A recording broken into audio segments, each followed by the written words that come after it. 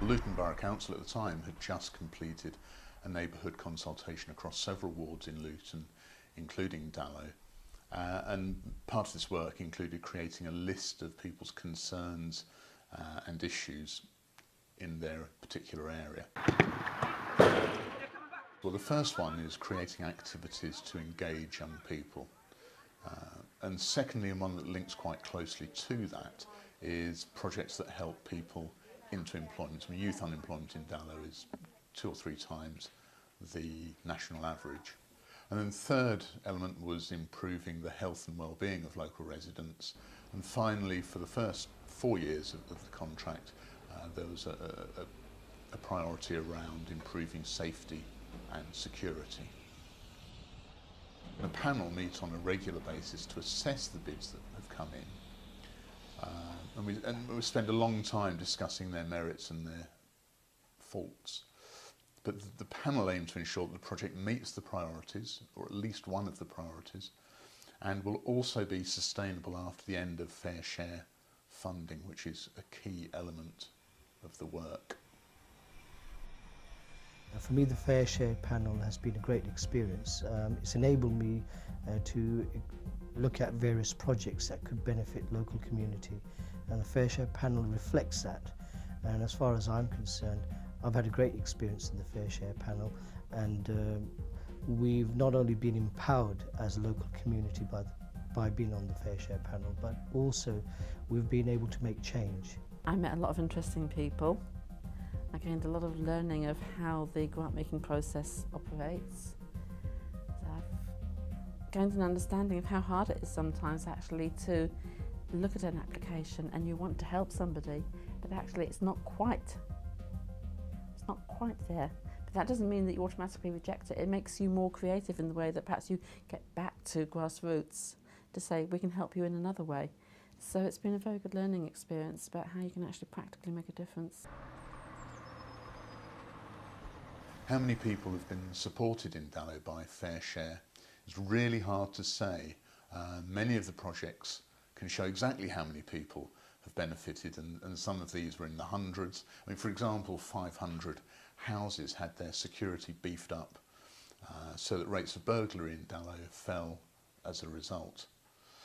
But 2 projects have offered help to hundreds or even thousands of people. The example there is Dallow Learning Community Centre, which has become the hub of Dallow, with many, many small community groups operating there. And the centre has also trained loads of volunteers to develop their skills, to get them into employment, and in turn to help the community groups that come in.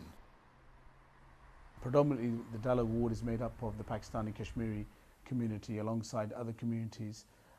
We have what we call the new arrivals, which is the Somalian and Eastern European communities, and we are at the moment currently working with them.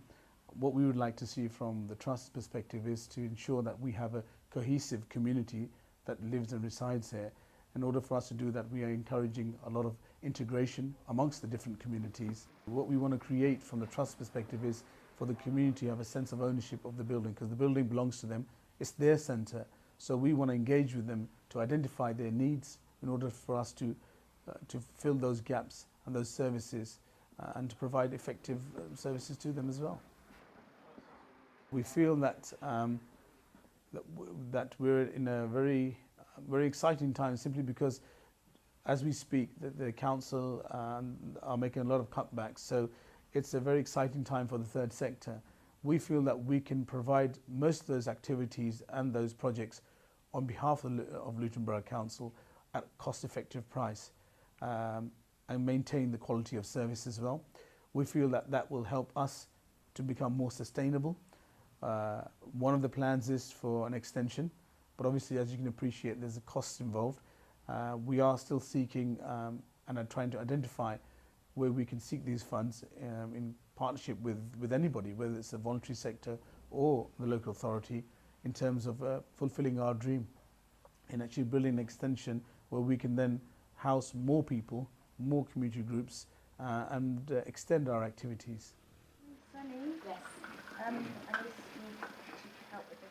I am part of a partnership which we've come together as a group of us who deliver services to the community, and we've called it the DAD project, which is DAD, which stands for Dallow Arts Development. We also work alongside Crimson Cats, who deal with the makeup training. We decided that to bring cohesion with various communities, you know, Dallow is a struggling area. We thought that it would be best to be based here in Dallow, and as a result, we decided to come up with DAD, and you know, Fair Trust helped us with that, you know, that dream. We guide young people, and not just young people, but anyone who's choosing to enter the entertainment industry, give them tips on how to go about doing so, and try and basically be a mentor. It's not just tackling Dallow alone. It's because the academy itself caters to every person in Luton within the 3-mile radius. So it's getting my students also involved in a project that's, you know, developed by Dallow. But it's also to kind of bring cohesion, like bringing cultures together so that they can learn about themselves, but also learn a skill that they can take with them as a career. It's been really good. I do makeup anyway, you know, when I'm going out. So learning just new things of like primers and things to do beforehand, it's really, really handy, especially if you want to go into things like doing industry makeup for music videos and stuff. Just knowing how it's done and knowing that you can actually make a really good living out of doing it. So I enjoy doing it because I'm going to take it further on the course when I finish this course. So how was the experience learning makeup at the moment? It's been amazing.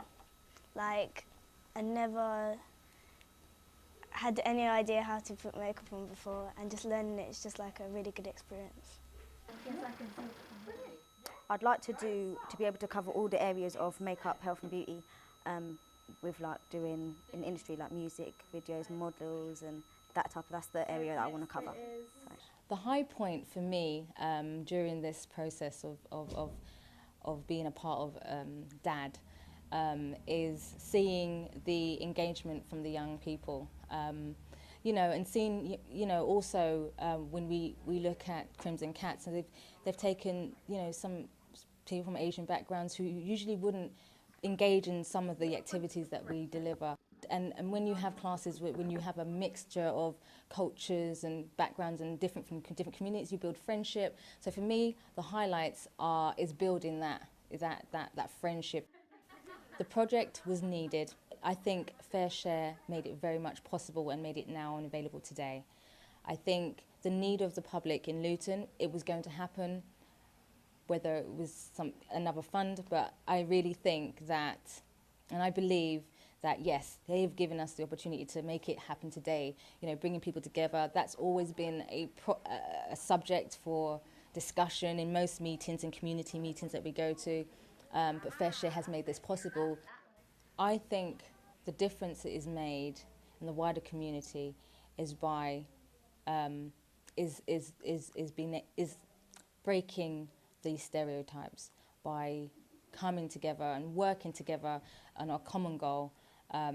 So I think, yes, that's how it's helped the wider community.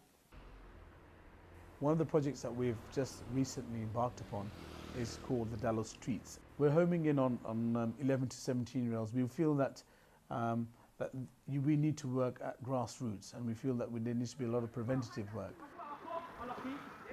The whole idea is to talk about and explain to them teamwork, about respect, discipline, and the importance of being healthy. What we want to do is, hopefully will be introducing, is a number of workshops alongside the football. So we are getting in different agencies, both statutory and voluntary agencies, that work with young people to come in and raise awareness of the services that they provide as well. And at the same time, we are looking at making referrals to different football clubs where these young people can go and actually enhance their skills any further. I personally feel that if the Fair Share weren't involved, the project wouldn't have taken off. The Fair Share Trust has played a major part in actually providing funding for the project. So if it wasn't for Fair Share, I don't think we would have struggled. I mean, the committee would have struggled to even get the project up and running. I think they were a couple of difficulties that we had to overcome. One problem that we had was finding people to join the grants panel who had no previous involvement in the community, which was one of the objectives of the work. But what we found was that in fact everybody who sat on our panel over the period of the contract had already worked or was working in some form or another within the local community. One difficulty that we had related to the need to create sustainability in the projects that we supported. Now, in quite a few of them, in fact in the majority of them, what we've seen is that they've improved their ability to operate in the sector, they're bidding for contracts, they're sustainable into the long term.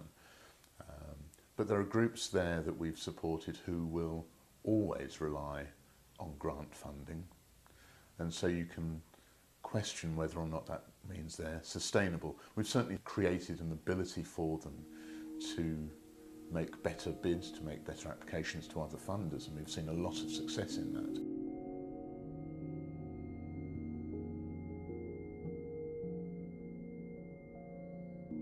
I've learned some interesting and unexpected lessons. I mean, for example, I've seen the panel members develop their skills so that funding applications from their community groups that they work with and sit on the panel of have improved considerably. And they're having more success in raising funds because they now see it from the other side and know what funders are looking for and what makes a good project. And I've also learned that actually it's really good to have people with polar opposite views sitting on the panel. The arguments the panel have had over projects applying for funding have meant that the final decisions or the final recommendations are the result of a real consensus and are all the more powerful for that.